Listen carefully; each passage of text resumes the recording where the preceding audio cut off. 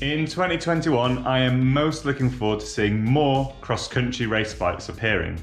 So 2020 was always going to be a big year for cross-country. We talked about it a lot on the video channel, and that's because it was meant to be the Olympics, but they also got cancelled and they've been shifted to 2021. In an Olympic year, you see a lot of new XC bikes, and 2020 was no different. We saw a new Epic from Specialized, we saw a new Ois from Orbea, we saw a new Scalpel from Cannondale, plus a host of other ones.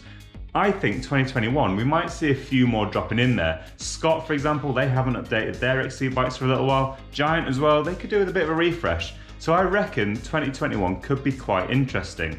On top of this, we noticed in 2020 that a lot of companies, when they're bringing out their XC bikes, they're bringing out their down country bike with it too. So that's generally like a 110, 150, maybe 120mm back end with a 120mm fork. And they basically share a chassis with their XC bike. They just put a longer stroke shock in there and a longer fork. Now I think we're going to see a few more of these again in 2021, from the big players and from the small ones too.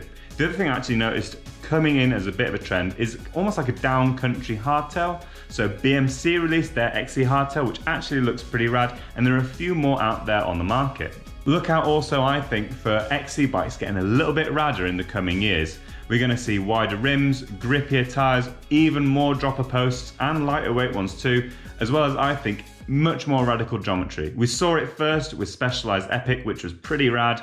I think we're going to see a lot more of those to come too. In 2021, I think we'll see more bikes come out with high pivot suspension designs. Now, I've ridden a few of these, such as the Commencal Supreme SX, which outperformed a lot of downhill bikes on rough terrain. Despite all the marketing, most suspension designs work fairly similarly, really. Whereas high pivot bikes have a real advantage in that they can react to large square edge bumps much more sensitively than conventional designs, while still having support to push against in a corner, for example. None of the high pivot bikes I've ridden so far have the geometry that I'm looking for. However, the new bike from Forbidden, which is a longer travel enduro bike, we've seen bits of it. Lewis Buchanan has been riding one. We know it's a longer travel bike. We know it's much longer wheelbase, much more progressive geometry. And I'm really looking forward to riding one next year. I think they've got my name on one, so hopefully that'll be something really quite special. For 2021, I'm really excited and hopeful that brands will start speccing thicker casing tyres on more of their trail and enduro bikes from the factory. Now, I'm sure I'm not alone when I say that I cannot stand punctures, and I hate the feeling of having lower pressure tyres with thin casings squirm in corners and when you're pushing hard down a trail. Now, one of the solutions to this problem can be to increase tyre pressure, but that means a reduction in grip. The most obvious thing for me to do is to fit thicker casing tyres to the bikes. Now that means everything from trail bikes all the way up to enduro bikes. Some brands are doing this, like on Devinci's new Troy. The top spec edition has a Fox 36 up front and double down casing tyres front and rear. Because it's got those thicker casing tyres, it means that you can push really hard through turns and also worry less about getting punctures. For brands that are making fantastic performing bikes with great geometry and top spec parts, please take note and fit thicker casing tyres from the factory. So people like me who hate getting punctures and that feeling of tyre squirming corners won't have problems going into the new year. So I think the trend that's been most interesting in 2021 is the rise of Superlight e-mountain bikes. In 2020, we saw the start of this trend with the release of the Specialized Turbo Levo SL, which weighs just 16 kg, which is only a couple of kg heavier than my full suspension mountain bike.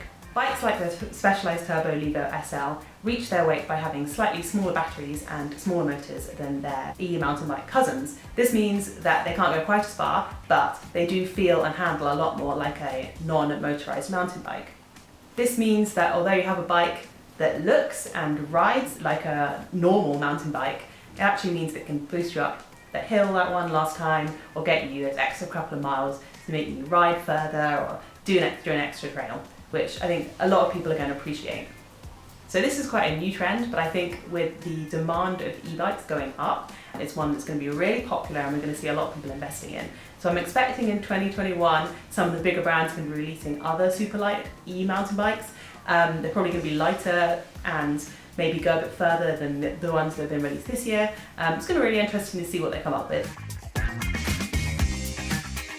For 2021, I'm most looking forward to seeing more mountain bikes with shorter seat tubes. Having shorter seat tubes on any mountain bike can be quite a big advantage, as it gets your weight much lower in the centre of the bike, which allows you to ping between turns much quicker and more fluidly. It also allows you a better position over the top of the bike when tackling those slower, steeper and more technical descents. It would be really cool to start seeing more bike brands speccing their new bikes with longer droppers, roughly 170 to 200 millimeters, and in return shortening those seat tubes so you can slam those saddles right out of harm's way for that better stability and more precise movements when attacking those nadgery descents. On a personal note, I've also found that fairly high seat tubes tend to get in the way when you get bikes airborne, and this is a place you really want to have the bike in full control. As an example, the new Santa Cruz Nomad has a seat tube length of 405mm on a size medium bike and has a 150mm dropper post, which should be more than enough drop for a wide range of riders out there. However, I would like to see it spec'd with a 170mm dropper as well, just so you can open up a bit more room between your legs and really slam that seat out the way. It is my hope that we'll see this trend continue and spread throughout mountain bike design in 2021.